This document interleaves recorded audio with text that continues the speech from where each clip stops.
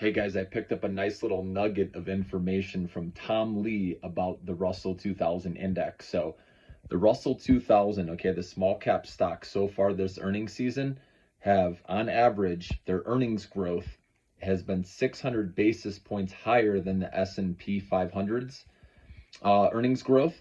And with the S&P at a little over 20 times average, price to earnings, and Russell 2000's only at 16, right around there.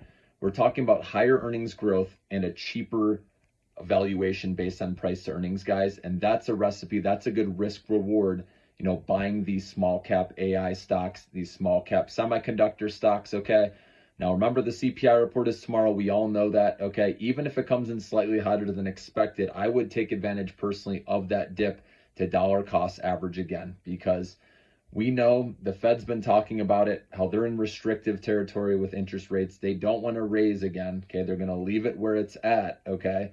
Until they see weaker than expected data. So it's only a matter of time before we start to see this data come in weaker. And once they see 3 in a row, right, with inflation coming down, then we know there's going to be an interest rate cut. And by then, these small cap stocks will be a lot higher already by then. That's why it's good just to start buying a little at a time now, so you have a nice dollar cost average, right, or cost basis by the time it actually happens with the interest rate cut. Because remember, the stock market is 6 to 9 months forward looking, and there's still $6 trillion in cash on the sidelines and money market funds, okay? And I think this is going to enter the market slowly but surely. So you want to get in the market when there's still a little fear, and there still is fear over these inflation reports, guys. So that's why I think this is a good risk reward setup. So Tom Lee believes the Russell 2000 index is going to go up 50%, guys, this year. Guess how much the Russell 2000 is up so far this year? Only 3%. So we're talking a huge risk reward, a huge runway for growth where you guys can make some money.